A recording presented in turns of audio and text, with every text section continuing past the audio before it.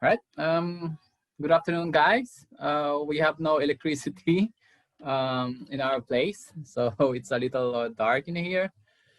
But I hope um, the battery of the laptop will, enable us to finish the entire 2-hour lessons. So since we have 18 students, I think we could proceed, or already 20. So I think we could proceed. Can you guys see the logo? Anyone? Yes, sir. Yes, sir. All right, good. So we'll now continue. So for the next 5 meetings, we will study math and how we're going to answer college entrance test math questions. And during the last 6 days, I'm trying to study the CET math questions, and I found out that we need to, or you guys need to, have a fundamental grasp of all your math concepts. Okay, there's no way we or you can answer the math questions if you do not understand the equations or the solutions to every math problems. And since it's impossible to discuss the entire math concepts, then the focus of my lessons in math review is for you to find the the shortcuts on how you're going to answer math questions, even if you do not have you do not have the full understanding of the problem. Okay, so we will start by discussing the history of math, so that we could find out how the ancients was able to solve their math problems with very little equations to work on. Okay, and you will be surprised to find out that we could use the way they make calculations, very simple, and you could use them to solve very complex equations. Okay, so we will start with the history of math. Right, so that will be the first meeting will be an introduction plus a review of the general concepts that you will need to learn. So the earliest use of math was not recorded, of course, because when math was invented, the system of writing was not invented yet. But we could, take a guess that the earliest possibly that mankind used math is when they stopped their nomadic life, the hunting and gathering. Then once the resources are depleted in one area, they will move on to the next valley and so on and so forth. But when they learn how to stay in one place and culture animals and plant for their food, then that's the time that they learn to count. Like, for example, here, if you're a shepherd, you need a system of counting in order for you to find out how many sheep you already have. Okay, and the first civilization to record math is the Egyptians. Okay, and their math is like the way we do it when you first learn how to count. So you use your 10 fingers, right?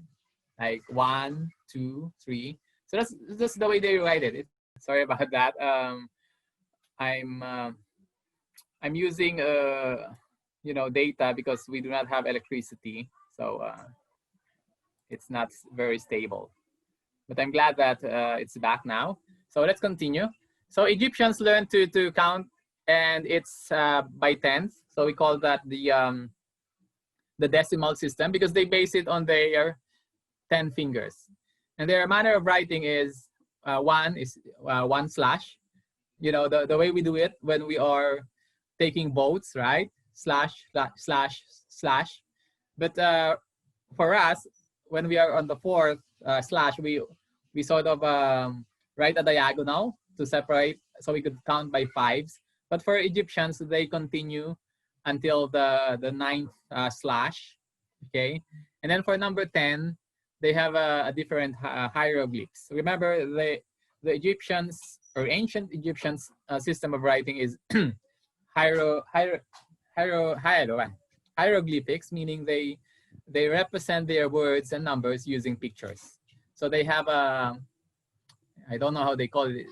They say it's a hip bone. Then there's this spiral as 100, the lotus as 1,000, a stick as 10,000, a frog as 100,000, and this, I think this is one of their goddess to represent 1 million. So if you will write 1 million in ancient Egypt, you need to learn how to draw, okay, the goddess.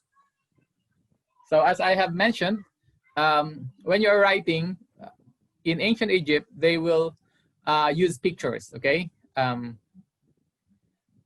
represent 10, hundreds, 1,000, 10,000, 100,000, and they have up to 1 million, okay? So if you will write 1 million in, if you're in ancient Egypt, you should learn how to draw this, you know, god, Egyptian god, okay?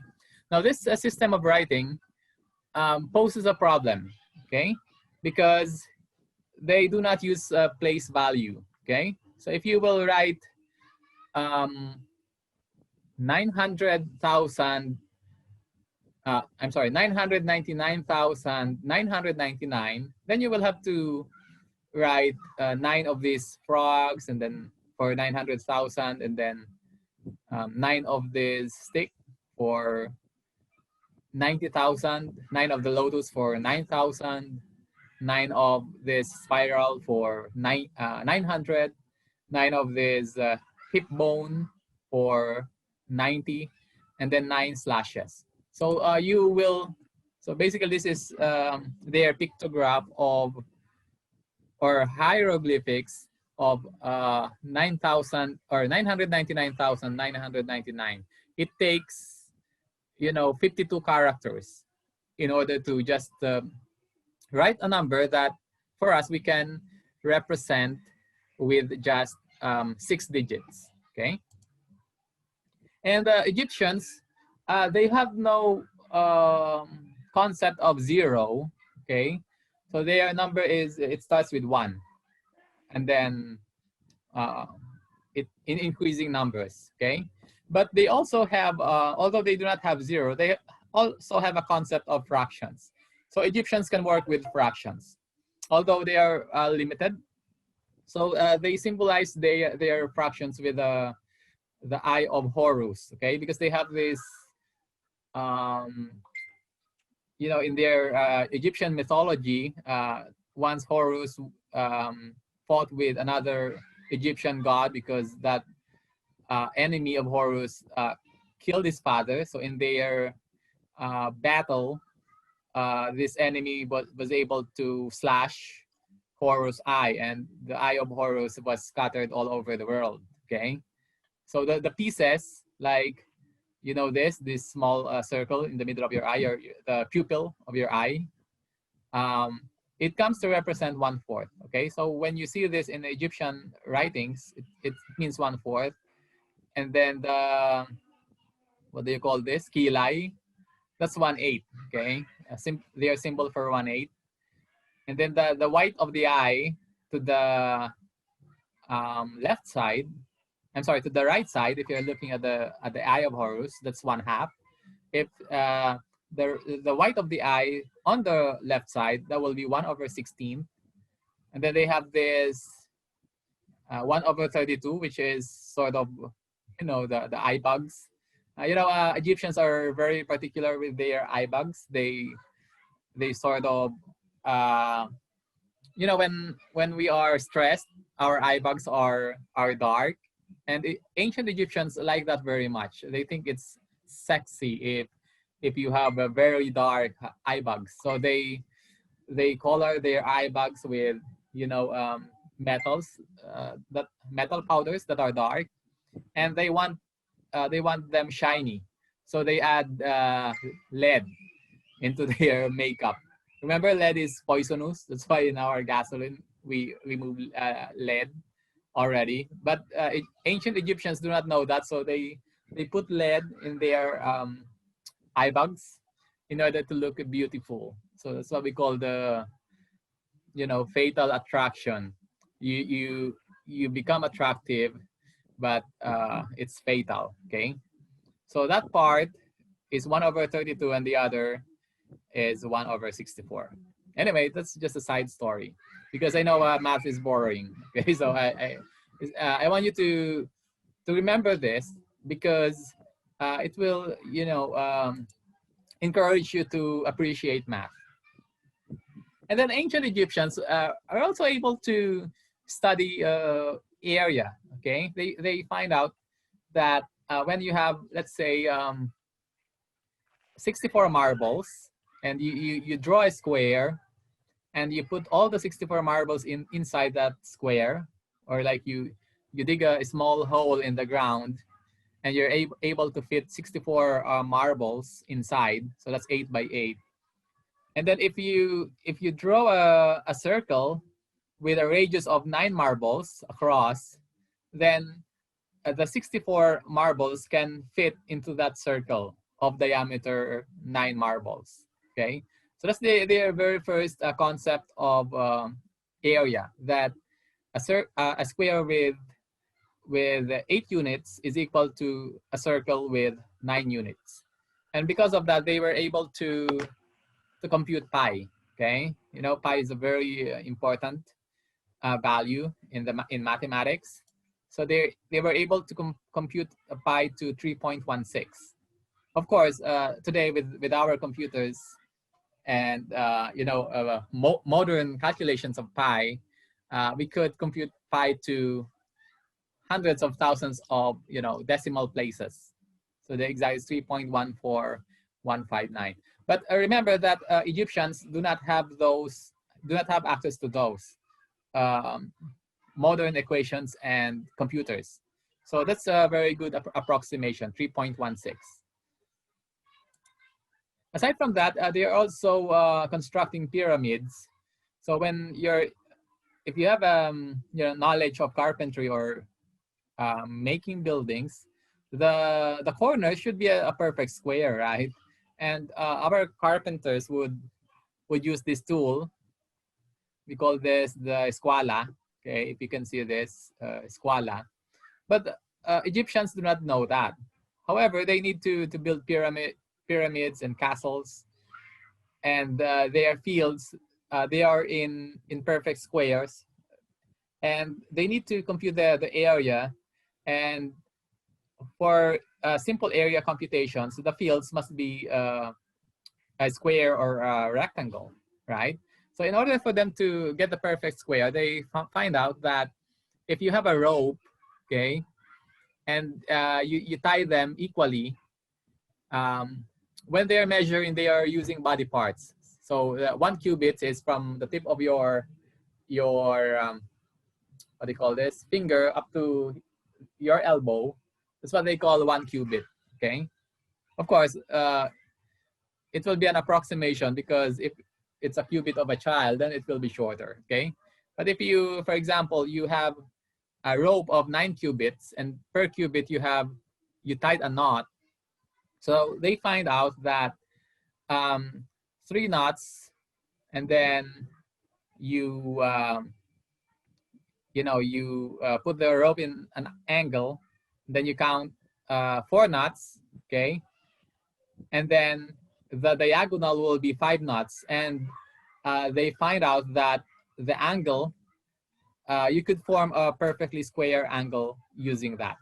So this is the ancient version of the carpenter's square, okay, or the squala, and they were able to build almost perfect pyramids using very crude instruments.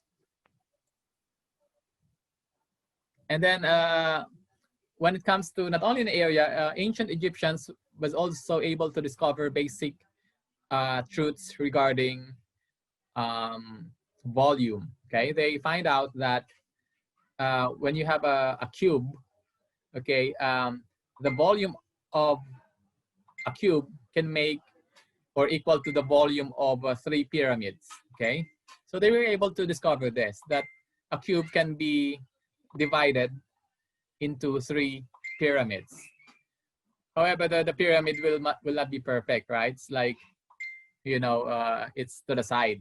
But they were able to deduce that if you will slice each of the pyramids in a perfectly horizontal, so that you retain the you know, cross-sectional square base at the bottom, then you could slide them to the right and make a perfect pyramid out of that. So they were able to deduce that they are the pyramids that they are building. So those are perfect pyramids. So they were able to compute that the volume of that is equal to 1/3 of a cube that will you know, make up the sides of the pyramid, as well as the height of the pyramid. So that's one of the contributions of Egyptians to mathematics. And for us, from that humble beginning, they were able to compute the squares of shapes, which I want you guys to memorize, because you cannot bring a código, right, during exams. Okay, so there's no way to memorize this, because when we are when we start solving math questions, you should have a knowledge of this. Okay, the area, and also the volume. When it comes to 3-dimensional objects, not only should you memorize the formula for the volume, but you must also memorize the formula for the surface area. Okay, for example, if it's a sphere, the volume for that is 4/3 pi r cubed. But if you're only computing the area of the surface, then it will be 4 pi r squared. Okay, you do not need to learn how they were able to derive that, but if you have extra time and you're a nerd, then you can do so by all means. Okay. So here are some examples of set questions that will ask you or require from you knowledge of your formula of volumes and squares. Like, express the volume of a cube as a function of its surface area. So you must be able to, you know, recall that the volume of a cube is s cubed, right? So volume is s cubed. And a cube has 6 faces. So if each face is a square, then the area of one face is s squared. Now, since there are 6 faces, so the total surface area is 6s squared. Okay. Now, to express a volume as a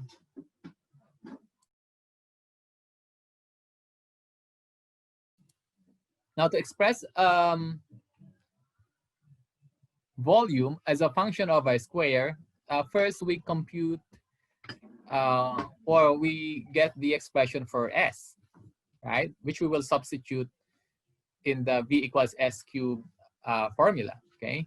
So to get s, we get it from the equation a equals 6s squared. So that will be by transposition, that will be a over 6. And then if I square both, I square a over 6 and I square s squared, then it will become just s. Remember, square root of s squared is s, okay? So s, in terms of area, is square root of a over 6. Now, if I will substitute that into the formula for volume, then I can come up with this equation. Volume is equal to the cube root of, the square root of a over 6 cube, okay? Remember s, we substitute the expression square root of a over 6. So that's square root of a over 6 cube, okay? So you might face problems in set wherein they will ask you to compute for the volume and only the surface area is given. So you might panic. Oh, how am I gonna compute the volume? It's s cubed, but the side is not given, okay?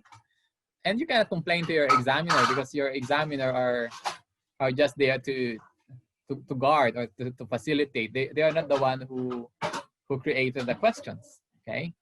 But know this for sure that in every problem in math, all the numbers and the details that you need in order to solve the equation is there already. They are given, okay? It might not be the details you're looking for, but if you know how your surface area equations, your volume equations, then you will it will allow you to derive, okay, the expression of, let's say, volume in terms of the given details like area, okay? That's why I want you guys to where is my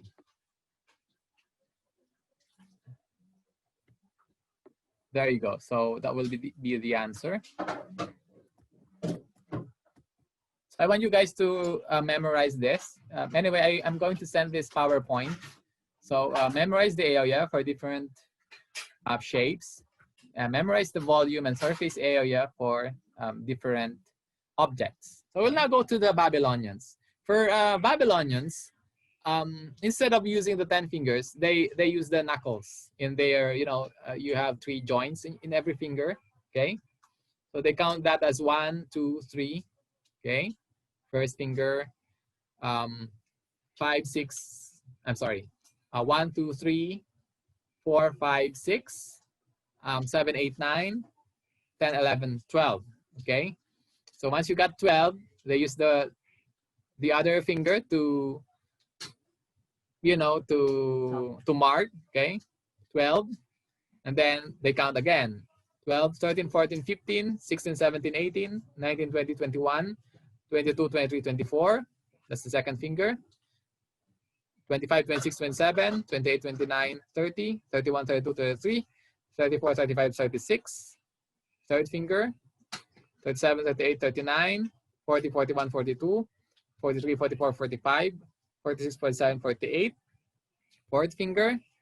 49, 50, 51, 52, 53, 54, 55, 56, 57, 58, 59, 60, fifth finger. So they were able to come up with the sexagesimal system of counting. So for us, we use the decimal system that's based on the 10 fingers. So we only use 10 symbols, okay, from 0 to 9. So that's 10 different symbols. And then when we go to 10, we use the symbol for 1 and the symbol for 0, right? For Babylonians, they have symbols for 1 to 59, okay? And then once they go to the 60, that's the time they use again their symbols, okay?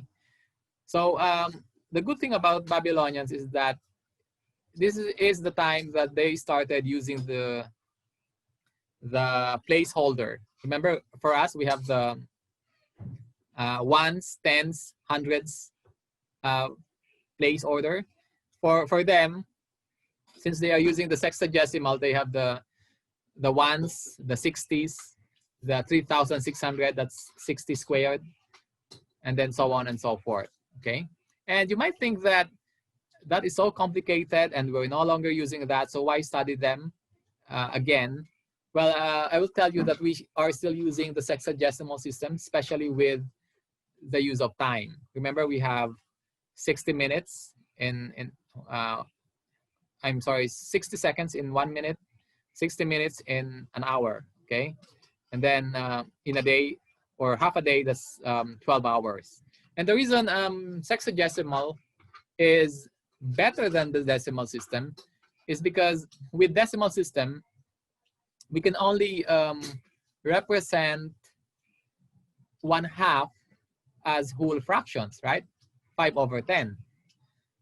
Now, if it becomes 1/3 or 1/4, we can no longer express that as whole fractions.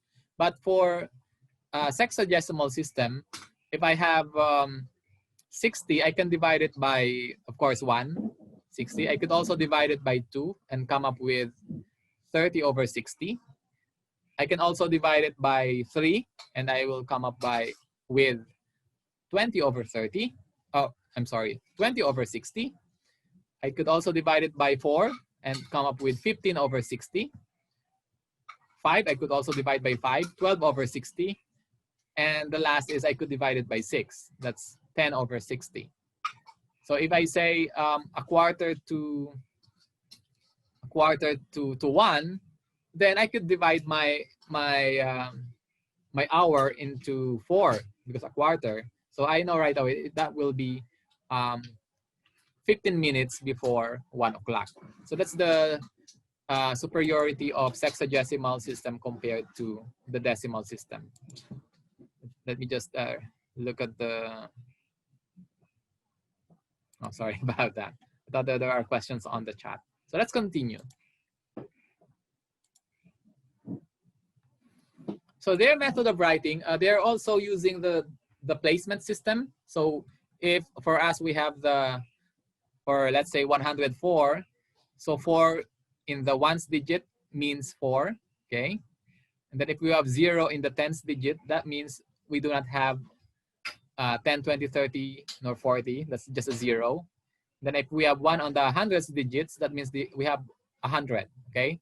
So that will be 100 plus 0 on the tens and 4 on the ones. So that will be a total of 104. But for Babylonians, their base is 60. So if you have 4 in the ones digit, that will be, of course, 4.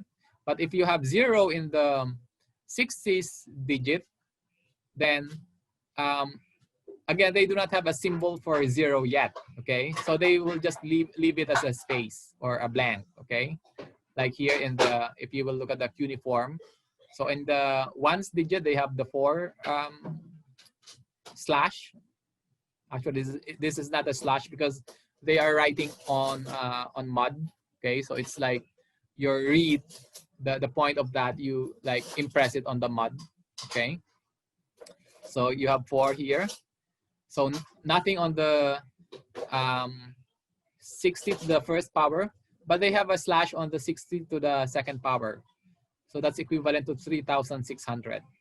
So they will read this as, here for us it's 1 blank 4.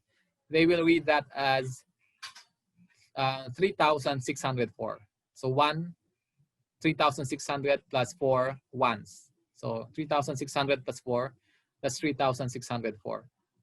Now they get a problem because using the space, because they do not have 0 yet, sometimes it might become confusing because try to imagine if you do not know the one who wrote it. Like say, for example, you wrote this and then after 3 generations, your grandson will read this.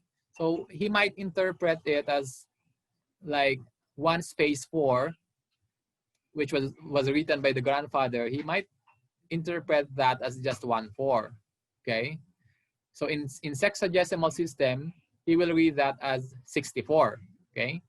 1 in the 60s place, okay? Then 4 on the ones place, okay? 14. I'm sorry, 64. So it will be incorrect. So some scribes, in order to solve that, they use the, the quotation that they try to adopt that into their numbers. So they use this, the slash, to indicate that there's a space between 1 and 4. Okay, so that later generations can read them correctly as 3,604. But again, these are, guys, not symbol for zeros. They have not invented zero yet. Okay, it will take another 600 years before the symbol for zero was first used, and it was used by the Indians. Okay, by Brahmagupta. So he used the symbol for zero as a dot. Okay, but even before that, one of their astronomers, Aryabhata, is using the concept of zero, but it's in oral, oral tradition. And whenever they are referring to numbers, each digit has an equivalent, like characters or words in a story. Like when they say Rama, it means number 2. If they say Veda, it's number 3. And then if it's 0, they will just mention the word void, or sometimes space.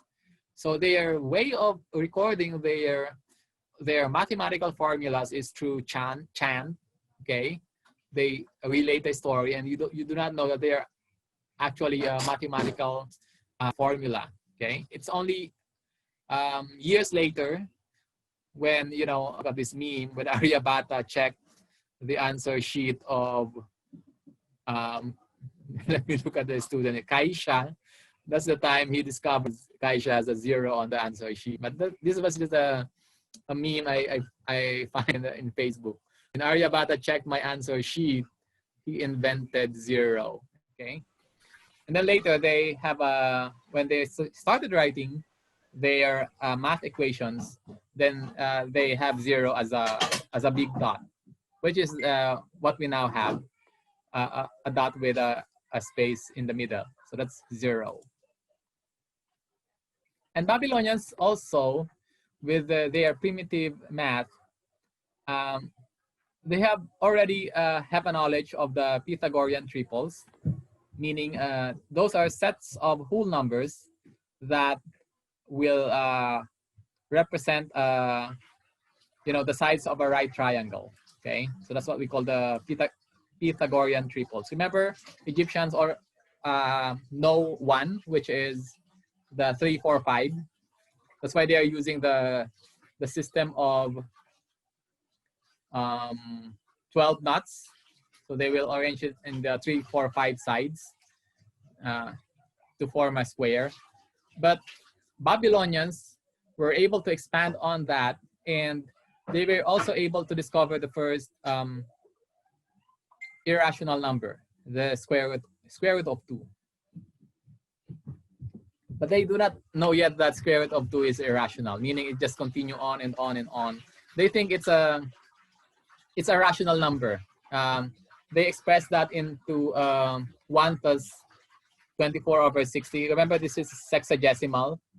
So the decimal system for us, like 1.25, 0.2 is 2 over 100, right? I'm sorry, 2 over 10, 0.2. And then the 1.25, the 5 there is 5 over the hundredths, 5 over 100. So it's the same in sexagesimal. So they express square root of 2 as 24 over 60, 51 over 60 squared, plus 10 over 60 cubed. And that's a very close approximation of the modern day square root of 2. Okay, where do we use square root of 2?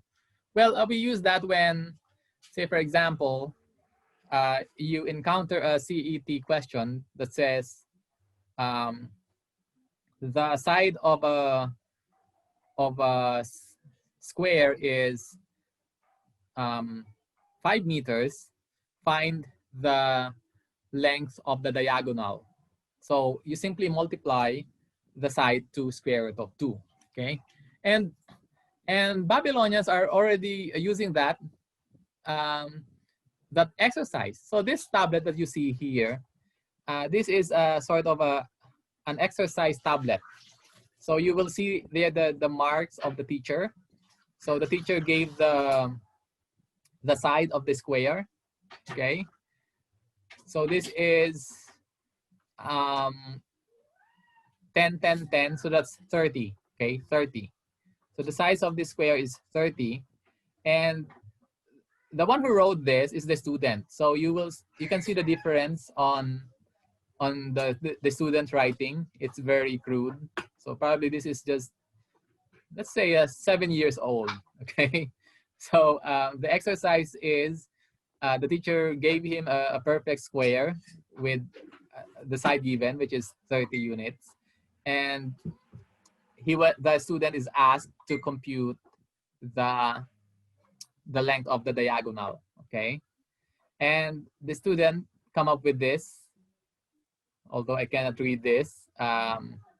Let's look at the translation. There you go. So that will be 42 plus 25 over 60 plus 35 over 3,600. Remember, it's sexagesimal.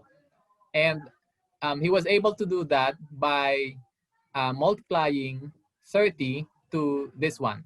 This is the square root of 2 in Babylonian knowledge. Okay, 1 plus 24 over 60 plus 51 over 3,600 plus 10 over 60 cubed. That's 216,000. So that's 10 over 216,000. Okay, so this is the earliest, I call this the earliest CET exam. So this is, it was given to a student in 1700 BC. Remember, they gave you an exam and you have no paper and pen. So they will give you a wet clay and you will have to solve that before the clay hardens. So you really have to work very fast, okay? And you're working using sexagesimals. So those are the very first CET exam in clay tablet. And you have under time pressure. So it's the same in college entrance test. They will give you a problem and you're under time pressure. Okay, so you really have to work fast. So this is the problem in the clay. So a square has a side of 30 meters. What is the length of its diagonal? For us, modern students, we will use the Pythagorean theorem. A squared plus b squared is equal to c squared. And then we will get the square of 30, that's 900. And then we will add 900 plus 900, that will be 1,800. And then we will perform square root of 1,800, which is, if you're answering let, probably will take you 10 minutes. Or if you're not very good, 20 minutes, which will eat away at the time that you need to spend for other numbers, okay? But for Babylonians, they can do it very fast using the Babylonian way. So what they do is they just multiply the side 30 times 1 plus 24 over 60 plus 51 over 3,600. And they come up with this, 42 plus 25 over 60 plus 35 over 3,600. And if you want to work with decimal system, then just memorize the value of square root of 2. So if you see this problem, a square has side 50 meters, calculate the diagonal. Then you just, very fast, multiply 50 by square root of 2.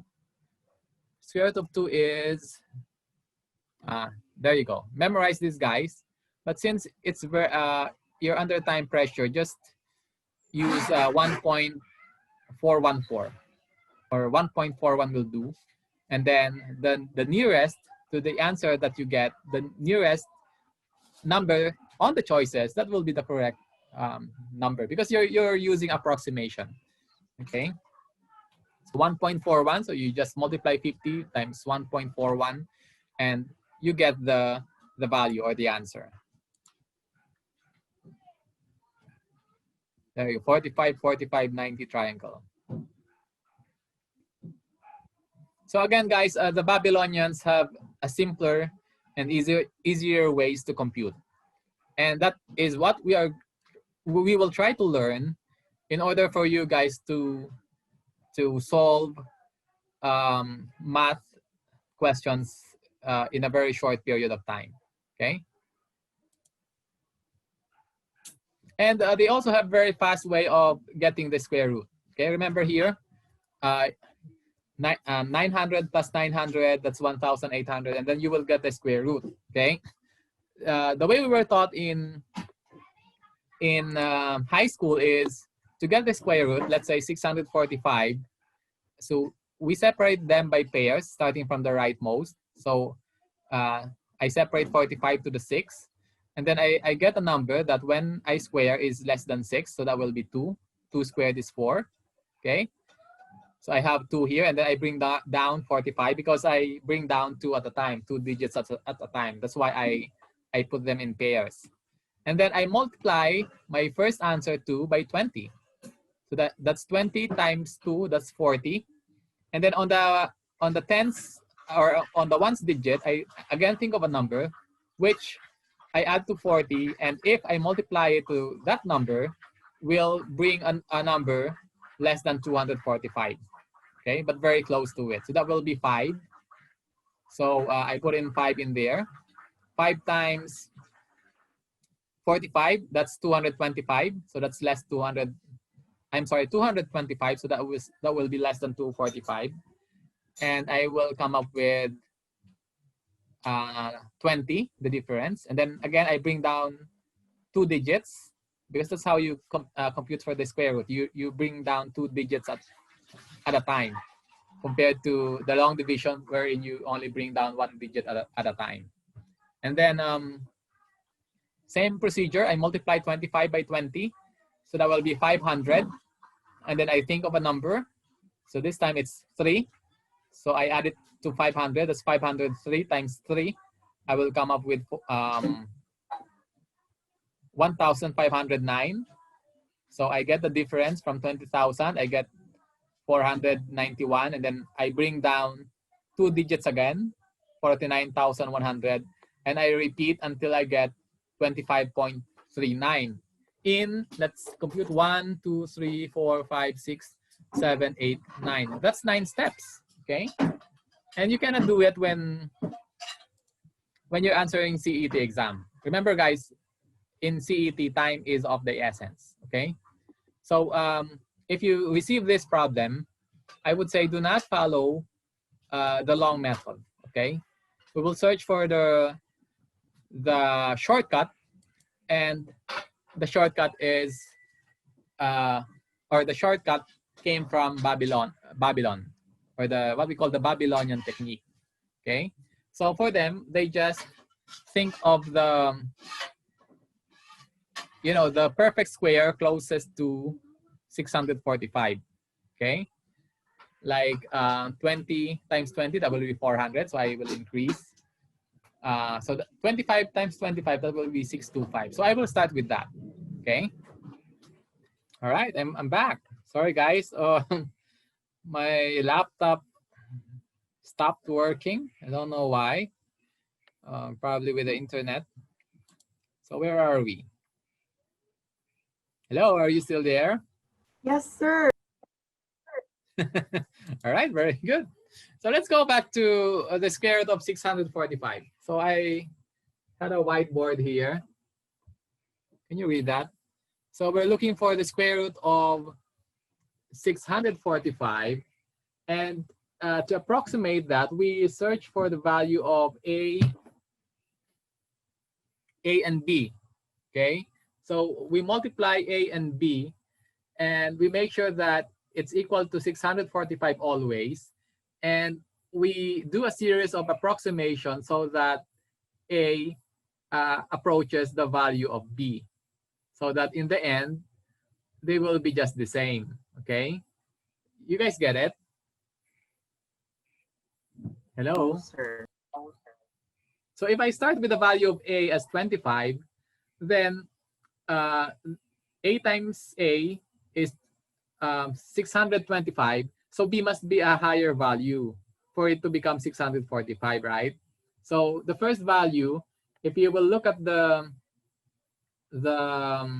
PowerPoint presentation, it's 25.8. But our aim is to make sure that A and B is equal so that it will become a square, right? So what I will do is I will forget 25, my first approximation. I will make a second approximation by getting the average of A to B. So A is 25, my first estimate, and then my B is 25.8. So I get the average and it equals 25.4. So that will be my new A, okay? And to get B, I simply divide 645 by A and I get 25.39. And again, guys, 25.39 is not equal to 25.4. Our aim is to make sure that A and B uh, approaches each other until they become equal. So again, I get their average, and that will be 25.395. And if you have a calculator and you get the square of that, it's very much approaching 645. Okay. In fact, with just 4 steps, if you will count 1, 2, 3, 4, with just 4 steps and without very complicated calculation, I'm able to come up to an approximate of 25.395, which is more accurate than what we have with the first computation. Remember here, after 1, 2, 3, 4, 5, 6, 7, 8, 9, after 9 steps, we are only in the 25.39, right? But with the Babylonian technique, in just 4 steps, we are already in the 25.395. You guys get it? So if you're answering set, do not use the traditional way of computation. And that will be the aim of our math review. We will not have time to discuss all the concepts of math that you need to learn. What we will discuss is the shortcuts that will allow you to answer the questions without you having to know how they are derived. Okay? We will focus on the shortcuts like this, the Babylonian technique. If you encounter the taking the square root, then do the Babylonian technique. And the Greeks tried to study how Babylonians was able to derive their the square root of 2. Okay, so they use the Babylonian technique for that and do the computation in the sexagesimal. So they make the first approximation that 1 is the answer, 1 is equal to square root of 2. Of course, that is not correct. So you need to multiply 1 to 2 to come up with 2. And so 1 is A and 2 is B. So our aim is to make sure that A and B are approaching each other until they become the same. And there you get the square root of 2. So taking their average, it will be 1.5. But again, guys, the Babylonians, they do not have decimal systems. Instead, they work with fraction in base 60. So 1.5 here is equivalent to 90 over 60, right? It's like multiplying 1.5 to 60, you come up with 90. And of course, your denominator is 60. So if you will get the average of that, or you will divide that to 2, you will get 120 over 90, and then you get the average, and you will get, there you go, 85 over 60. I think that's the total. So you have to divide them by 2, okay? And after a very long computation, you will come up with this fraction. Remember again, guys, Babylonians, they do not use decimal points, okay? Whenever they make computations that are less than 1, they put it into fractions that are whole numbers. So they come up with this 14,425 divided by 10,200. That is the square root of 2. So if we will separate them, we will divide 14,425 into a sum of several numbers. Like I removed 10,200. So 14,425 is 10,200 plus 4,080 plus 144 and a half plus 1 half. Okay, so the 10,000 over 200 here, I can divide it by the denominator 10,200 and I will come up with 1, right?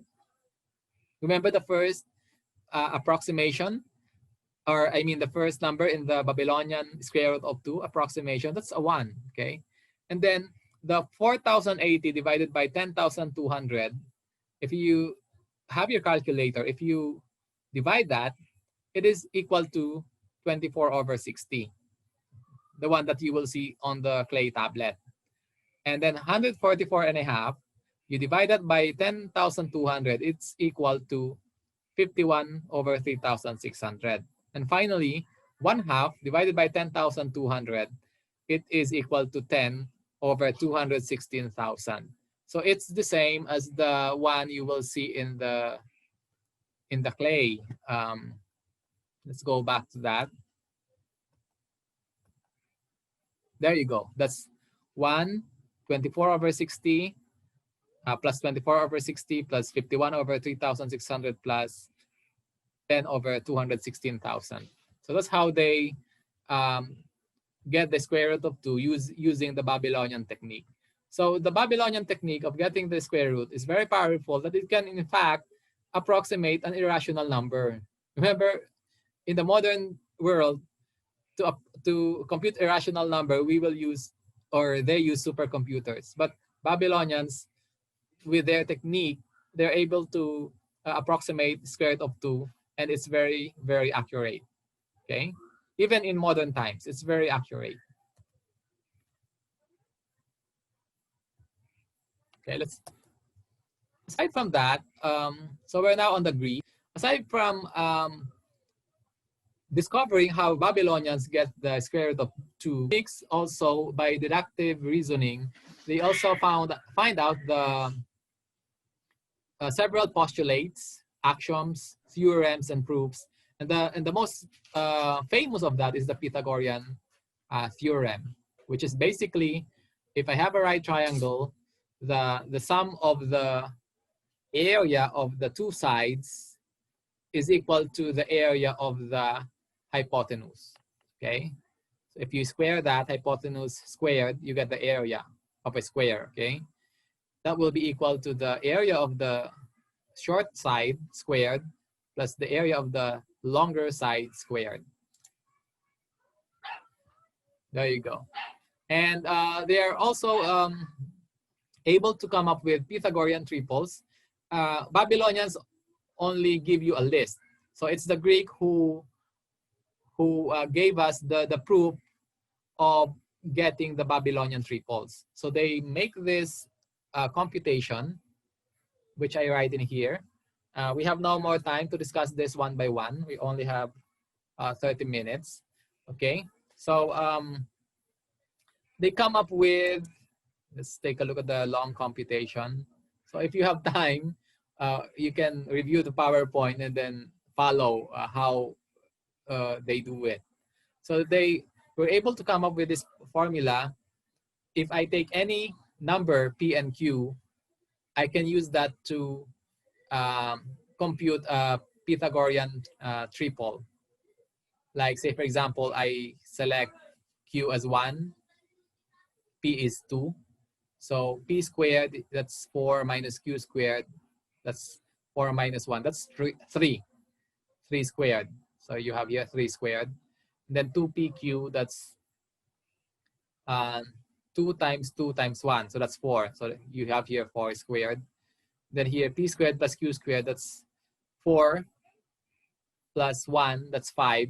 So you have the 3, 4, 5 Pythagorean triple that's already discovered by the Egyptians. Okay. So guys, I did not come up with this computation. That computation was done by Diophantus of Alexandria, and he was able to do it 2,000 years ago. Okay, they are that advanced in mathematics, and he leave this inspirational message for us that says, with your inspiration and my teaching, it will be easy for you to master, because clear intelligence supported by good lessons is the fastest route to knowledge. Okay, so if you really want to take in a lot of um, knowledge before your college entrance test, the fastest way to do it is, of course, use your kokote and have a good teacher. Okay, I hope I can fulfill that. Aside from that, the Greek was also able to tackle 3 dimensions. In fact, they come up with the platonic solids, the 5 platonic solids. That is this is the tetrahedron. If you have the Tetra Pak, it looks like this. If you purchase a Zesto, they call that the Tetra Pak because it looks like this. We have the cube, of course. We have this is the dodecahedron, icosahedron. I don't know the last one, icosahedron. Let's take a look at them. So they are so the Greeks are so impressed with numbers that the earliest or the most famous Greek, which is Pythagoras, once said that numbers are everything because everything is numbers. The answer to life, the universe, and everything is numbers. So in fact, Pythagoras founded a religion that worship numbers. Okay, Pythagoras said that the world is made up of numbers. And of course, to us, we would say, Pythagoras, you must be joking, okay? But his influence, Pythagoras' influence, is so widespread that even Plato said that the entire world is not only made of numbers, but is also composed of the 5 fundamental solids that is already well known during that time. So during the time of Pythagoras, they already know the 5 solids, the regular solids, the tetrahedron, the cube, the octahedron, the dodecahedron, and the icosahedron. In fact, Plato said the entire world is made up of these solids. They call it the platonic solids, and we can equate that to the 4 elements. So he connected fire to, it must be the tetrahedron, because whenever you touch fire, it pricks you. It's like painful. So it's like the tetrahedron, and then earth, since it's packed, it's like a cube, and then air is like the octahedron, and then water, since it flows like a circle, then it must be the icosahedron. And then the 5th element, or yeah, the 5th element is what he called the spirit, which is, he said, is represented by dodecahedron. So these 4 elements, the water, the air, the earth, and the fire, Plato said they all lived in harmony until the Fire Nation attacked. In which case, when the Fire Nation attacked, we need a savior from Avatar. But that's just, I'm just joking to to make this a little bit lively. Okay. So again, if you think that Pythagoras is crazy to worship numbers, Plato is even crazier, because he said that the world is made up entirely of the 5 platonic solids. Okay, and Greeks are preoccupying themselves with if there are 5 platonic solids, maybe there's even more. Okay, but let's park that for now. Let's review. What we have learned so far is that first, the counting or natural numbers, they are 1, 2, 3, 4, 5. This is the earliest counting system that the Egyptians have learned. Remember, they do not have 0. So those are the natural numbers. And then with the coming of the Babylonians and India, they developed separately the whole numbers. So those are the numbers including 0. Of course, for us, we also study the negative numbers, and we call that the integers: 0, positive numbers, and negative numbers. And of course, Egyptians are already using fractions. Same with the Babylonians. So we come up with rational numbers. Okay, and rational numbers include numbers with decimal points that have repeating numbers like 0.33333, because 0.3333 can be expressed with fractions, like 0.3333 is simply 1/3. Okay, but if you have decimal places that cannot be represented by fractions, then we call them the irrational numbers.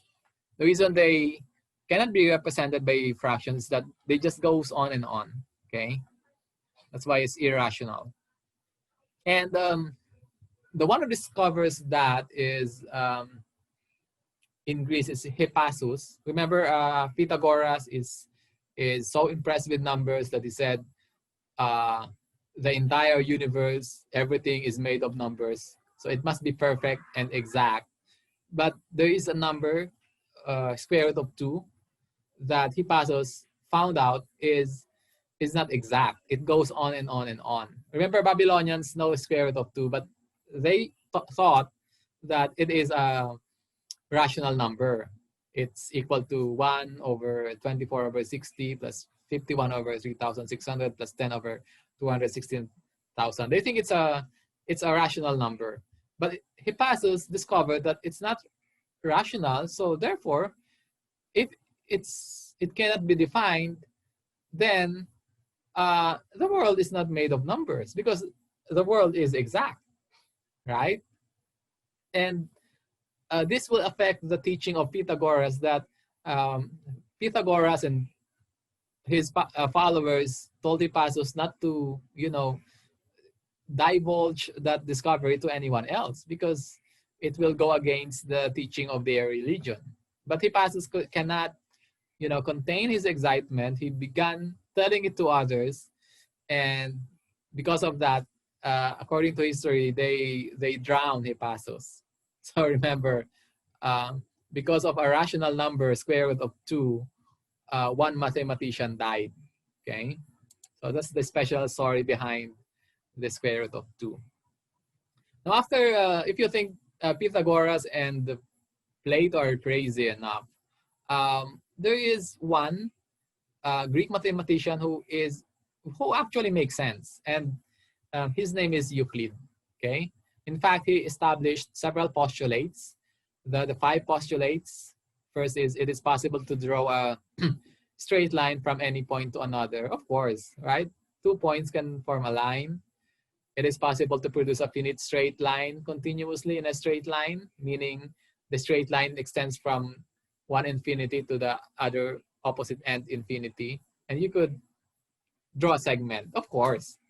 In fact, his postulates are so basic and obvious that Euclid said you do not need a proof for that.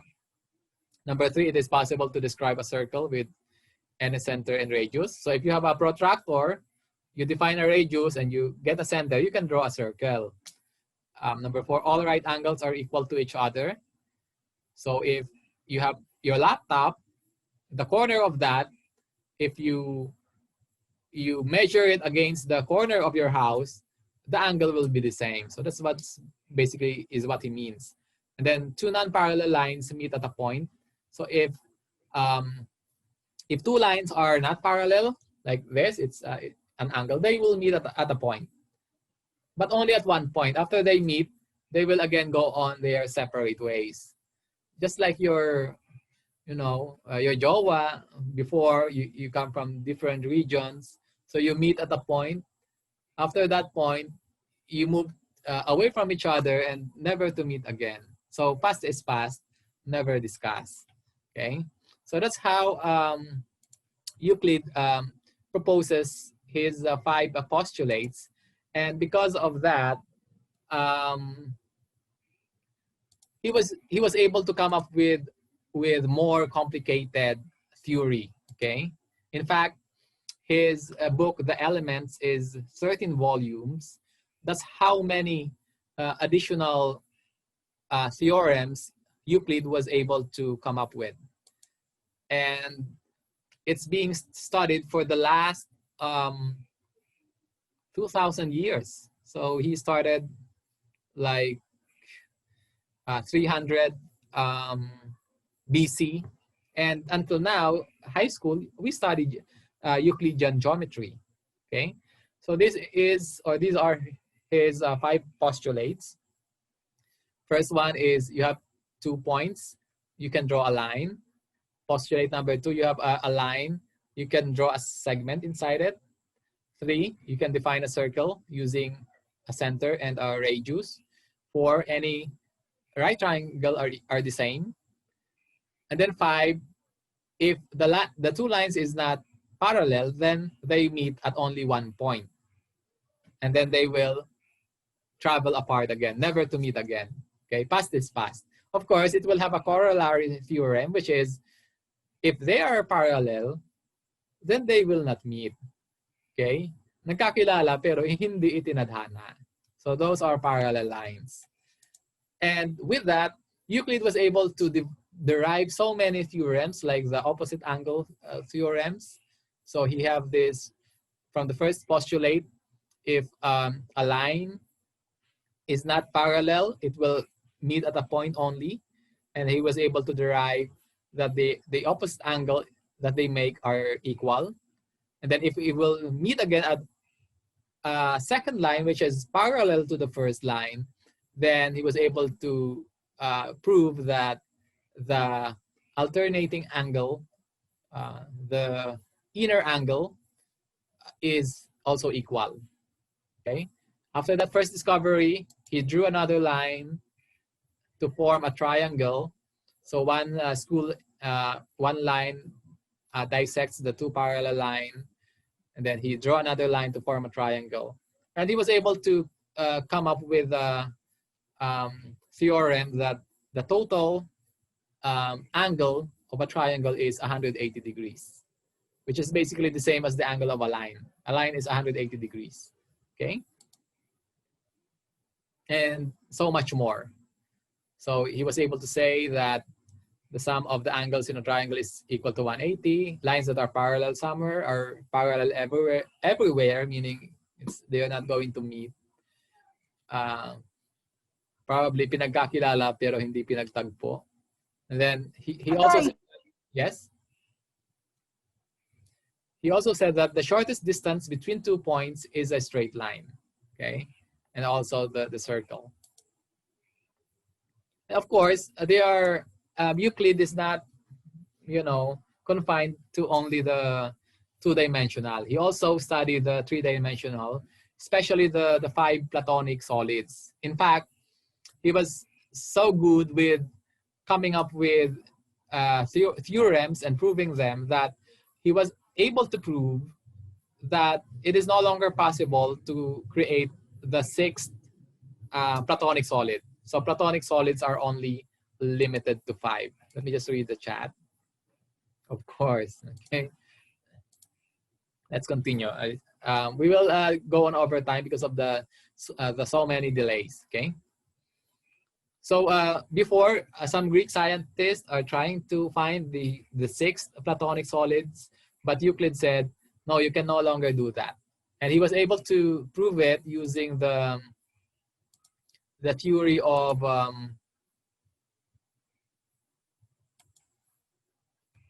hold on. He said that we can only form solids up to the pentagon, okay? Because in order for you to form a solid, the total of the internal angles of the regular polygons that you're connecting must be less than 360 degrees, okay? But if you go higher and create a solid using a hexagon, then he proves that it's no longer possible because you can no longer fold them to, you can no longer fold for you to create a solid. It will just become a surface like that. Because the internal angle of a hexagon is 120 degrees. So if you connect three hexagon together, it will now form 360 degrees, and it will no longer allow you to fold it in order to create a solid. Gets? Mukhang malabo. Let's take a surface like this. So say, for example, I have this. This is a surface, right? So if I want to form a solid using this using regular shape, so I fold it into 4.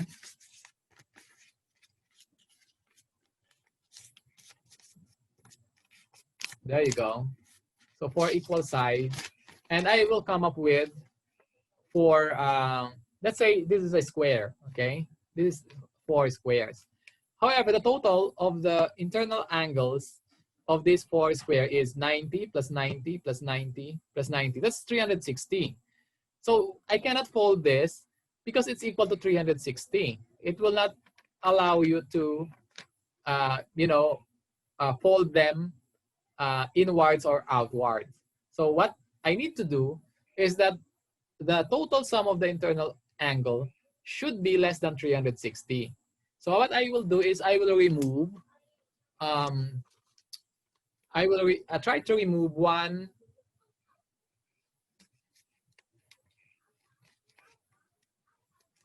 square. So if I remove that, so I will only have 90 plus 90, that's 180 plus 90, that's 270 degrees. So it's now less than 360.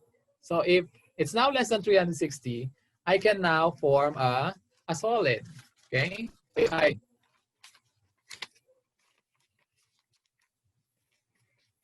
fold that, if you will see, it's now making the corner of a cube. Okay, so Euclid said that you can only form Platonic solids if in the vertex the total of the internal angles is less than 360. But with hexagon, if you join them together, the total for them is already 360. So you can no longer fold them. That's why in nature, hexagon are used by bees, because the use of hexagon to form a surface is very durable. They do not easily fold because of this configuration. So if you will look at this bee, they are harvesting the honey, but the hexagon, honeycomb is not destroyed.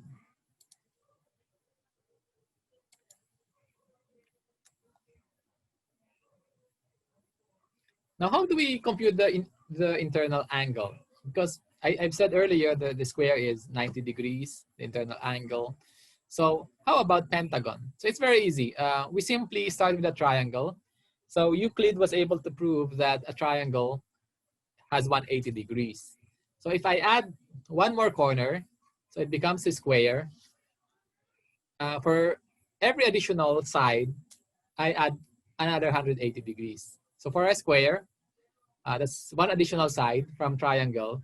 So 180 plus 180, that's 360 degrees.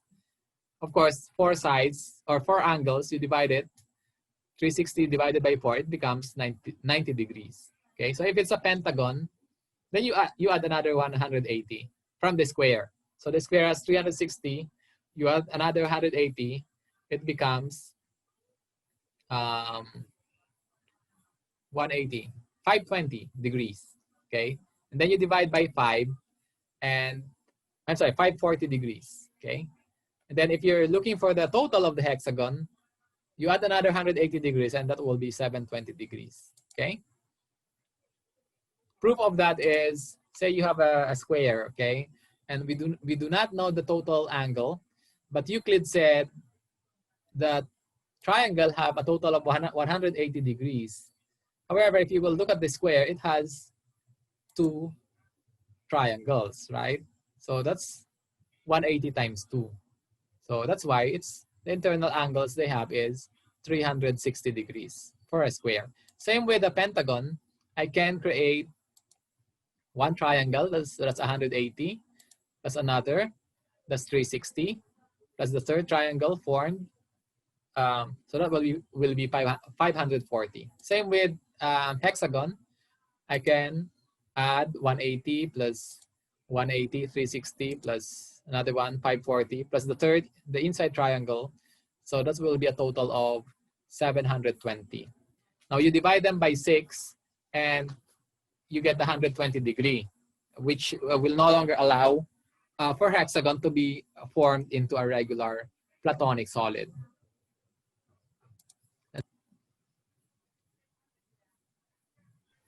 Let's bring back to 140. Kala ko mukha butas-butas. I'm glad that you're enjoying this lesson, even though I know this is nosebleed to others. So in CET, that you might get a question such as this: compute the interior angle of a dodecagon. So if you do not know what a dodecagon is, then you're in trouble. Okay, so make sure you know the basic shapes. Okay, square, pentagon, hexagon, heptagon, octagon, nonagon, decagon, I don't know 11, but 12 is dodecagon. Okay, so this is 12 sides. So the formula for that, you may opt to memorize this. Okay, n minus 2 times 180 over n. So that will be 1,000, 12 minus 2, that's 10, times 180, that's 1,800. So if you divide it by 12, that's 150 degrees, okay? So better for you to memorize this because it might come up in your CET exam.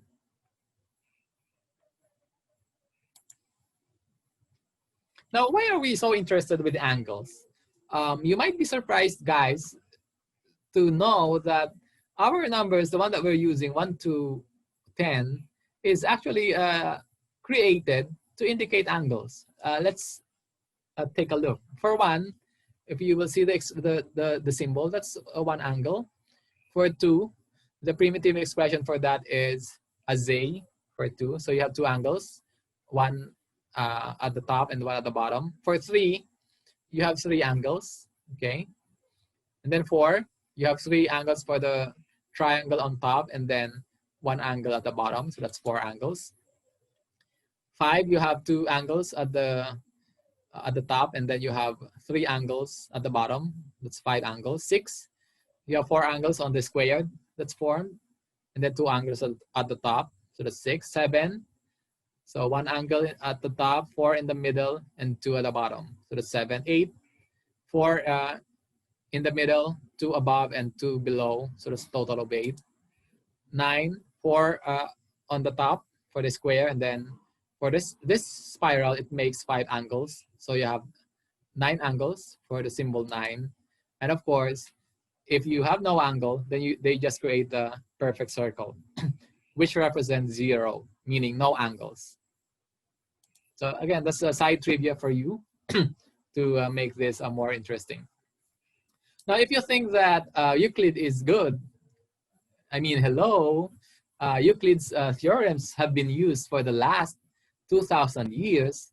There's another mathematician that's even better than Euclid. And he was even, in fact, named as the Prince of Mathematics.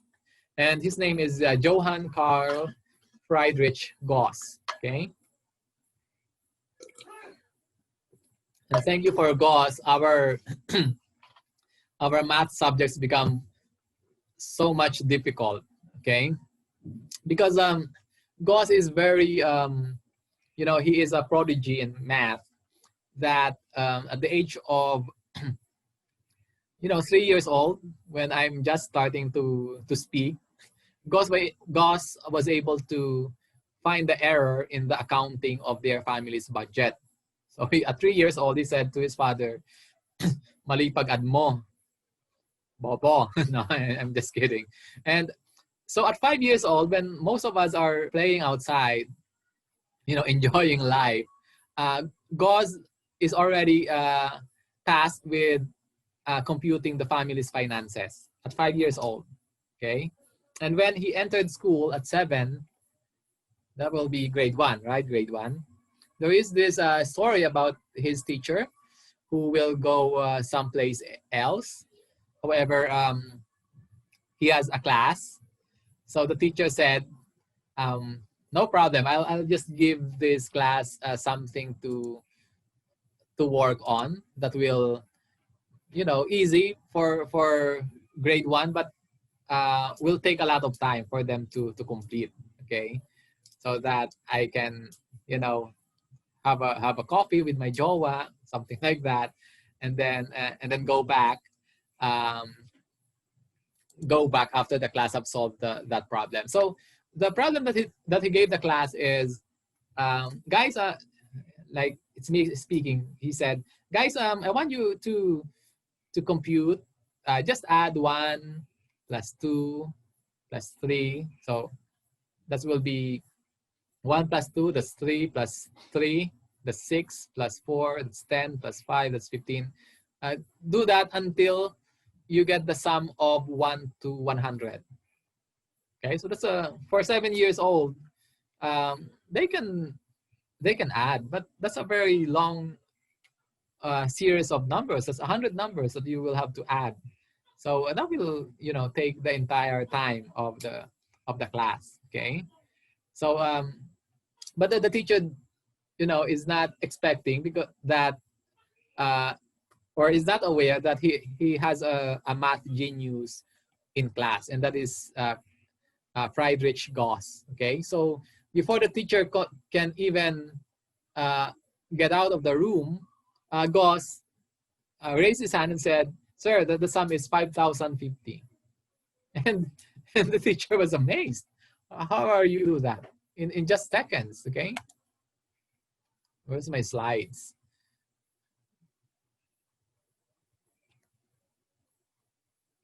So he was able to solve 1 to 100 at 7 years old. He was able to solve the sum of the seconds, in just seconds.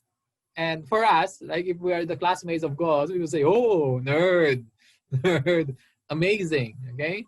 So the teacher asked Gauss, "How are you able to do that in a very short amount of time?" So Gauss did this. So he lined up 1 to 100. Of course, he did not write all. Okay. And then he lined up again. Instead of 1 to 100, below it, he lined up counting from 100 to 1. Okay, so 100, then 99, then 98, up to 1. Okay. Then he looked at the pairs of numbers, like 100 plus 1, that's 101. So the 2, if I add it to 99, that's also 101. And the 3, it's lining up with 98. If I add it, it's also 101. So I will have if I add these two numbers or two series, I will have 101 100 times of 101. Okay, so instead of me adding one by one, I will just multiply them by 100, this 101, to come up with 10,100. Okay, and since that value is the sum of the two series, the first series counted 1 to 100, and the second series is counted 100 to 1. So I just divide them by 2. So 1,000 or 10,100 divided by 2 is 5,050. So again, shortcut is the key. Sometimes you may encounter a CET question where it's very easy, but it will ask you to perform so many operations that it will take away all of your time. So remember that there is a shortcut there, and that you do not have to spend all of your time in just one number. Okay, if you think it will take you enough time to answer 10 other questions, then even if it's very easy, but if it's tedious and manual calculation, then skip that number. Okay. Now the problem with Gauss is because he is very intelligent, nagi ng mayabang. Okay. Later, whenever some of his students are low gets, like medyo hirap makakompute, eh, sinisigawan niya na bobo mo, something like that. So I remember when I tried answering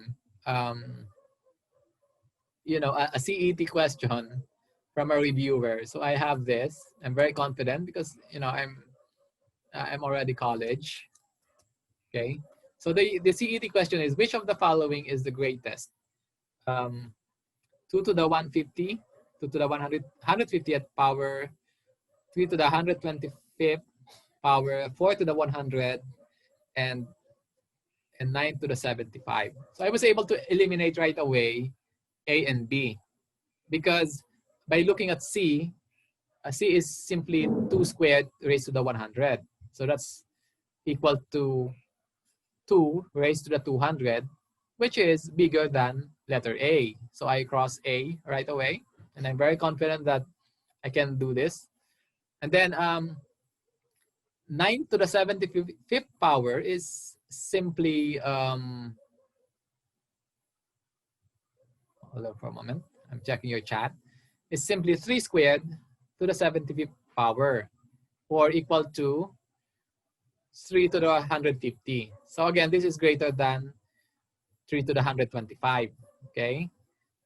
So I'm left with C and D. However, I was stuck when it comes to comparing these two numbers because they now have two different bases that I can no longer reduce anymore because 2 and 3 are already prime numbers, okay?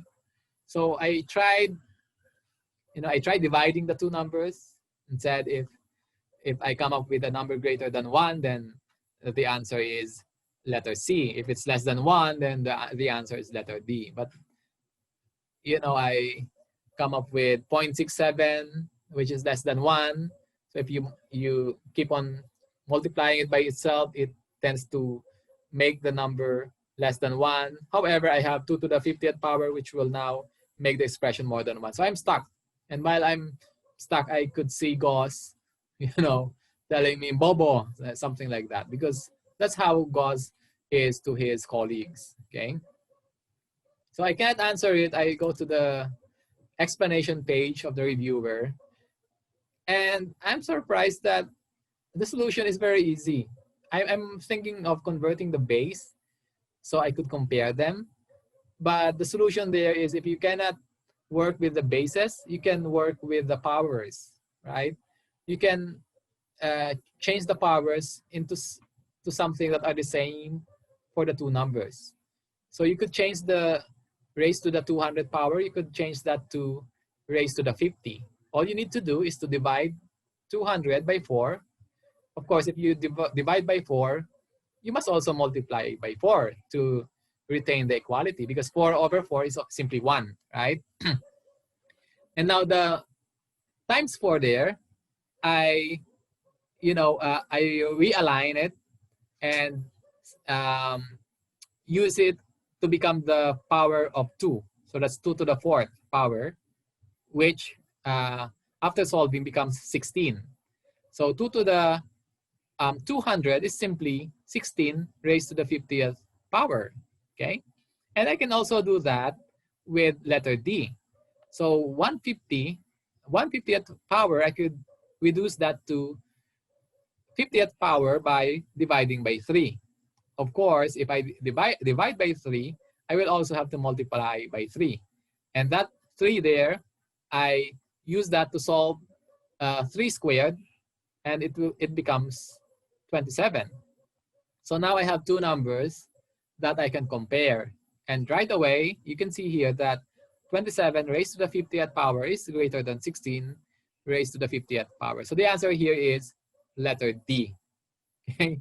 And I can hear Gadon shouting at my back, okay? Not being able to get this,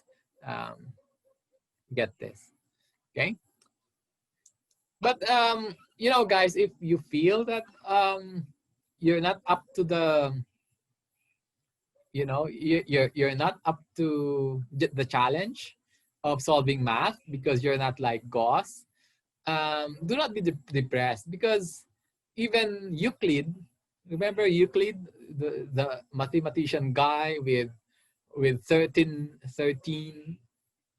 books entitled Elements been used for the last 2,000 years. Even Euclid was, called wrong by Gauss. Bobo. Euclid said the shortest distance between 2 points is a straight line. Gauss said, you're wrong. The shortest distance is a curve. Okay. And it's been proven today because airplanes, if you will look at the map, traveling from Louisville to Tokyo, Japan, they do not follow a straight line straight into the Pacific. Instead, they follow Gauss when he said that the shortest distance, so they can save in fuel, is a curved line. So they travel to instead of a straight line in the Pacific, they travel northward to this is Anchorage, Alaska, and then southwards to Tokyo. And if you're thinking in three-dimensional, you can see that Gauss is correct because the yellow line here, the straight line, is not actually a straight line if you will think of it as a globe. Okay, so if you have a globe, the string there, the yellow, is actually moving in a curved path. Okay, and the curve in the equator is actually larger or longer than the curve if you will not um, travel via the equator. Okay, you will see that in the general science. Okay, you will know that the effect of spinning of the Earth means that the curve in the equator is larger than the curve when you're going to the North Pole. Okay. Sir? Yes. Sir, yung sa last question po, bakit hindi na lang po yung base yung tignan? Because the bases are already in their smallest number. Remember 2 and 3. So I can no longer compare them because they have different bases and different powers. So for me to be able to check which one is larger, I have to convert them into a power that are the same. So that power is the 50th power. Okay. So once I convert them into the same power, that's the time I can compare which number is larger. Clear? Don't worry, guys. So this is just an introduction, even though it's already nosebleed to some. Tomorrow we will dig in deeper. Okay. All right. Let's move on. Aside from that, also Gauss also said that Euclid is wrong when he said that the shortest distance is a straight line. Oh, that is the one that we discussed. It is actually a curve, which is the shortest distance. And when Euclid said that parallel lines never meet, Gauss said that's not true. Parallel lines eventually cross. Okay, but guys, do not preoccupy yourself with non-Euclidean mathematics because you will study this once you enter college. Okay, when you enter UP, you will have Math 51, 54, 53 up to Math 55, and those are non-Euclidean analytic geometry. Okay, and I want you to also review the properties of real numbers. Okay, the commutative, associative, identity, inverse, distributive. So you could do the transposition when you are solving for the equation. Okay, but when I'm teaching my children, the fastest way to do it is not to remember the properties of real number, but to use what I call the magic bridge. Okay, and you can use this when you're answering CET question. Always remember the magic bridge. The magic bridge is simply a story of a girl who crossed this bridge. So from the left side, he crossed the bridge, and when he goes to the right side, he becomes a boy. Okay, that's the magic bridge. Okay, so he becomes a boy. So he goes back, and after crossing the bridge again, going back to the left side, he returns to becoming a girl. Okay, again, magic bridge. And think of that as your mathematical expression. So if you have plus a in the left side of the equals is our magic bridge here.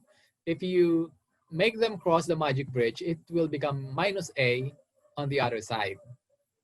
And at the same logic, if it's a negative a, if I make it cross the magic bridge, it will become plus a on the other side. Okay? We do this, guys, when we are trying to isolate x. Remember, when we are solving CET questions, the unknown is always x. But what if it's in an equation with so many other expressions? So we want to isolate x so that we could solve for them. So we use the magic bridge. Okay?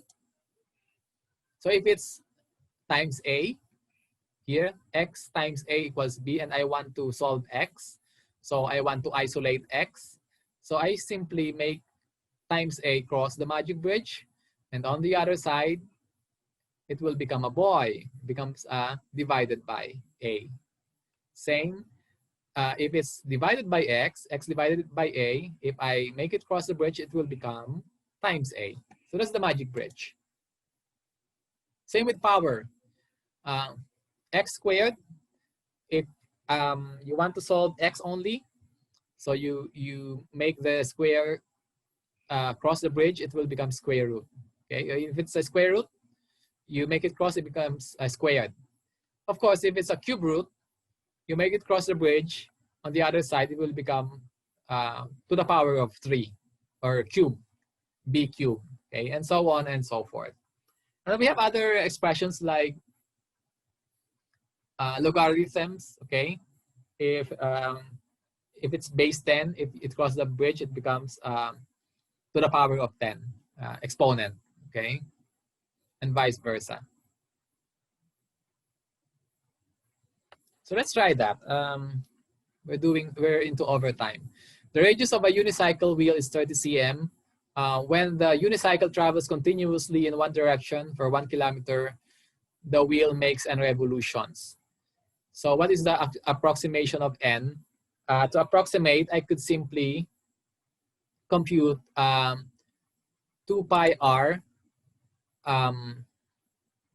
times n, the unknown, okay, the number of turns is equal to 1 kilometer. Now, n here has other expressions in it, right? 2 pi r.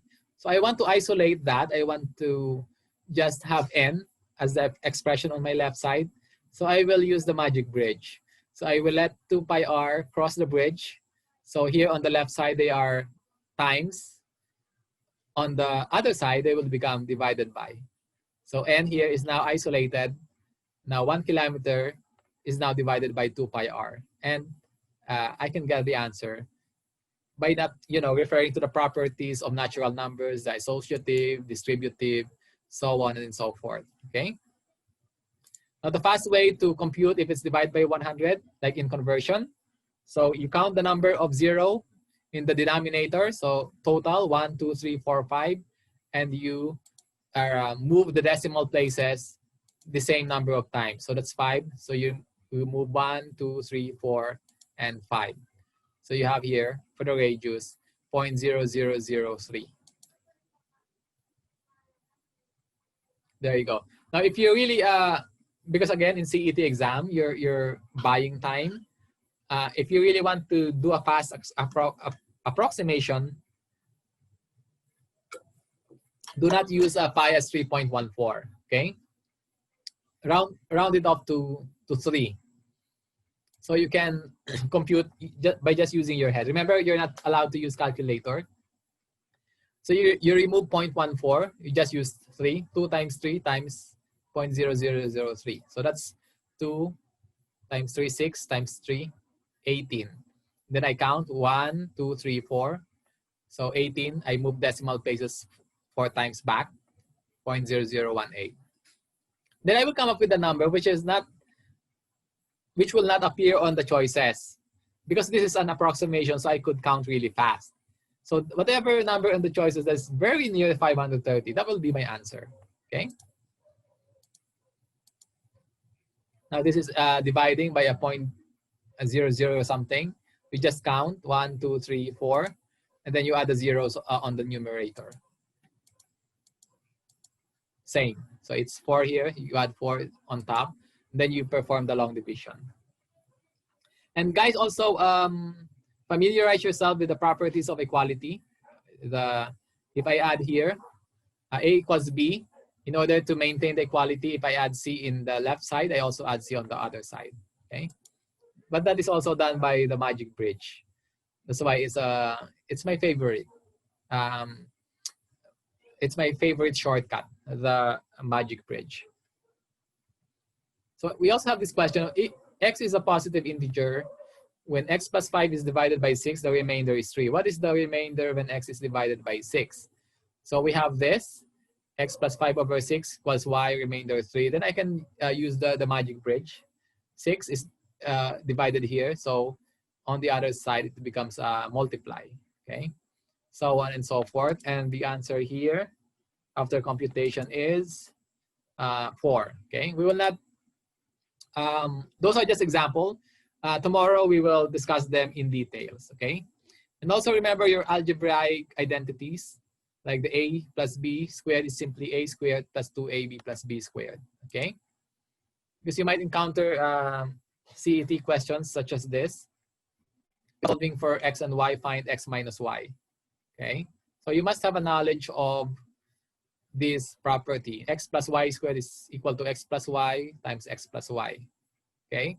So x plus y is given, 41, okay? So I try to rearrange this by using my equality, properties of equality. So if I deduct minus 4xy here, I will also deduct it here to maintain the equality. So I subtract 4xy on the left. I also subtract 4xy to the right. Of course, xy I have, it's given 400. So I substitute. And then x plus y is given 41. So x plus y squared is 41 squared. Then here xy, I substitute 400, okay? And I have this expression, and then I will use my algebraic identity. This x squared minus 2xy plus y squared is simply x minus y squared, which is being asked. What is the value of x minus y? Of course, it's square. We want to isolate that and make it x minus y only. So we again use the magic bridge to move the power of 2 here to the other side. It will become a square root on the other side. So x minus y squared is equal to 81 once we compute this expression. So x minus y is equal to 9. So that's how you could really solve a CET math question really fast if you have knowledge of the properties of equalities and properties of real numbers. And of course, the magic bridge, okay? For a line also, I want you to review the equation of a line, the y is equal to mx plus b, the point slope, because they will ask you to get the equation of a line if, let's say, a slope and a point is given. So what is the equation of the line? What if I only give only 2 coordinates? How will you get the expression of a line? And also, not only linear equation of degree 1, you should also familiarize yourself with quadratic, cubic function, quartic, and quintic. But when I look at the CET questions, the most used is the linear, degree 1, and the quadratic. Okay, so make sure you are familiar with this. Same with the quadratic. Be familiar with getting the determinants, the vertex, the y-intercept. So there is a formula for that. And also, I want you to refresh your memories when it comes to permutations and combinations.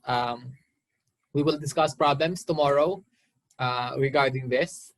So make sure you're familiar with these equations. And then the logarithmic properties. I'm sorry, this is the exponent properties. So if it's a to the n times a to the m, it's simply a n plus m. We also have the quotient rules, the power rules, and then the negative exponents is simply 1 over b to the n. Because there are CET questions that will require you to have this knowledge. And logarithmic properties, so if it's log xy, it's simply log x plus log y, okay? If it's a division, x over y, log x over y, you could make that log x minus log y. And then you could also change the base. Log ax, I could change it to log log b by simply dividing log bx over log ba. This is basically used when you're familiar with the base of 10, and then the CET will give you a problem wherein the base is not 10, okay? So you first convert them to the base of 10. We also have, log have so many rules, so I just want you to review them because we no longer have time. All right, let's discuss the last problem before we call it a night. So I find this in one of the CET exam. Okay, don't worry guys, it's about to end. Your nightmare is about to end. And I want this nightmare to stay with you before you sleep. So I choose this last problem to terrorize you. No, I'm just kidding. So this CET question, it says there, simplify nth root of 2 to the n minus 1, x to the 2n minus 3, y to the n plus 5, divided by 2 to the nth root of 2 to the n plus 1 times x to the 3n minus 1 times y to the 2n plus 3. So guys, you cannot solve this if you do not have a knowledge of the exponents, okay? So basically, if you will convert them, you will use the exponent with a higher value, 2n, when you simplify. So you could immediately select that the expression could either be a or b, okay? So how do I check if it's a or b? So I try to simplify the power of 2. It's simply using the exponent property. So if it's a division, 2 to the n plus 5, it's in the denominator. I could put that into the numerator. I just add negative, okay? So it becomes negative. 2 to the power of n minus 1 over n. N squared, nth root can be, is equal to just n minus 1 divided by n, okay? Remember where's our rule for that? There you go. Nth root, this one, is simply b to the 1 over n, okay? So I want you guys to review on that, because for you to solve this, you must have knowledge of the things that I have flashed before you guys. So I could solve for this, 2n, and then n. So I could convert them to the common denominator, which is 2n. So I multiply this by 2, it becomes 2n minus 2. And then I divide the n plus 2, which is simply distributing the negative sign to n and then to the 2. So it becomes minus n minus 2. And the power will be n minus 4 over 2n. And I check with a and b, which of this has 2n minus 4 over 2n, or 2 to the power of n minus 4 and 2 with a 2nth root, okay? This one is like a square root, but there's a 2n at the side. And I know right away that the expression that has it is letter A, because letter B is 2n plus 4. But when I compute for the simplification of 2, it's n minus 4. So I will no longer compute the simplification of x and the simplification of y. Okay, because by just computing the simplification of 2, I was able to find the answer already. Remember guys, in CET, time is very precious, okay?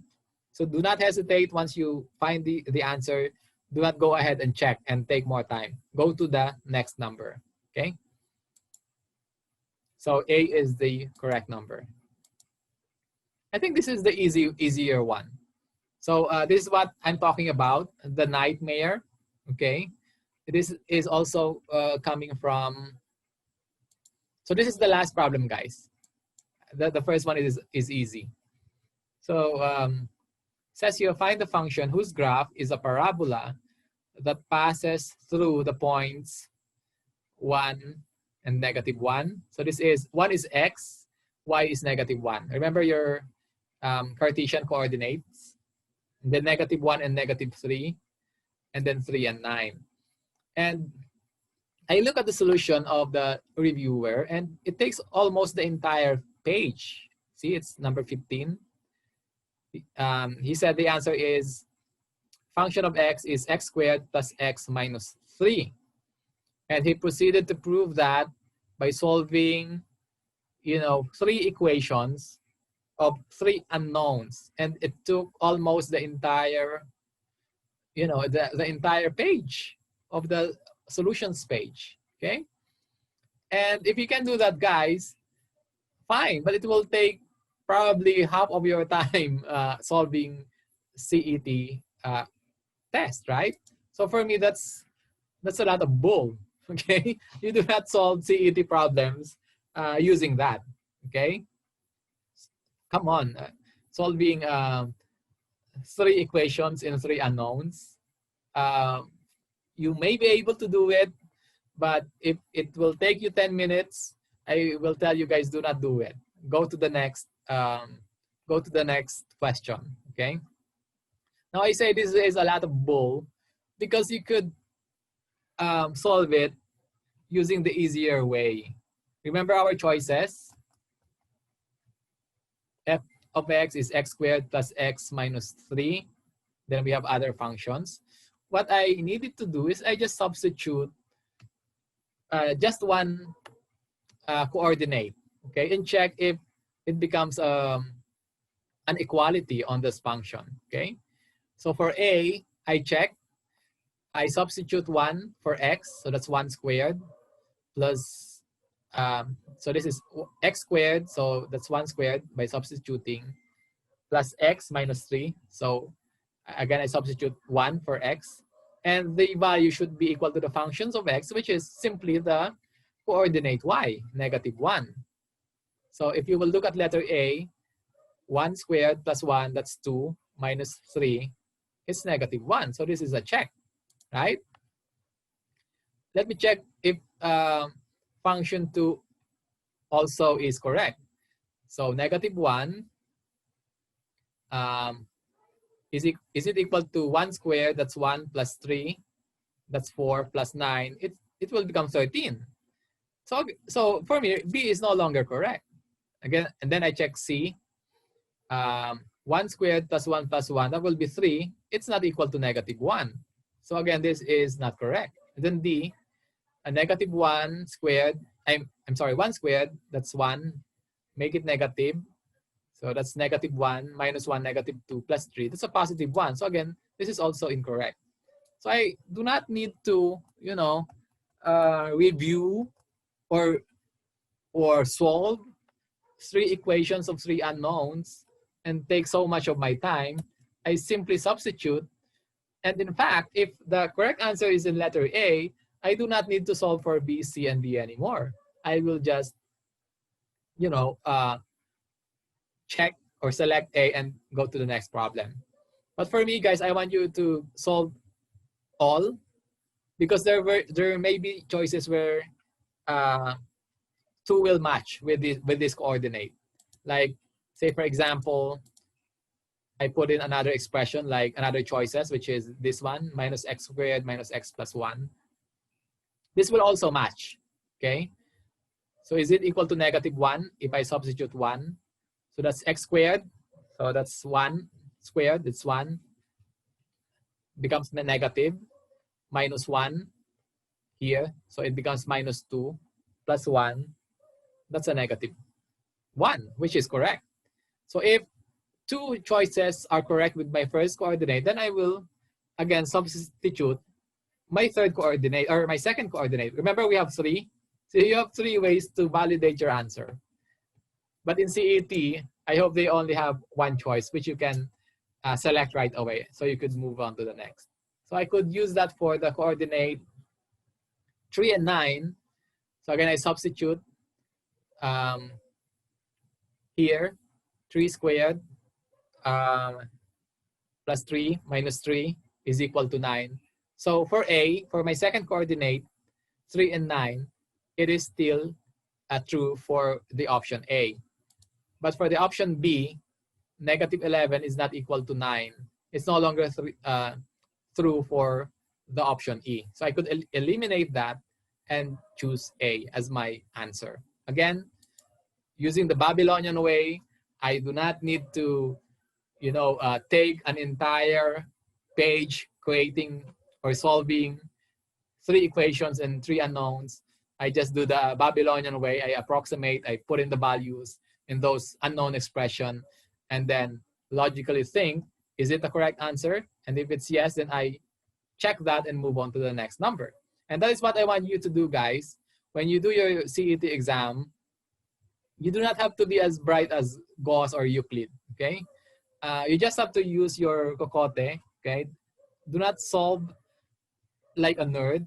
I want you to solve like a smart guy. A smart guy does not need to be a nerd, okay? A smart guy will always know the easiest way around things. And I want you guys to do that. So tomorrow, we will start solving difficult questions, and we will try to come up with an easier and faster way to solve things, okay? That's my promise to you. So it's already 8:41. I'm sorry about the overtime because of the technical difficulties that I'm encountering here with bad signals. But hopefully tomorrow we will have a better signal because of the electricity that has come back already. Okay? Sir, Again, yes? Do you have any questions? sir, may tanong po ako. Pang ilang session na po natin to, sir? Thank you po.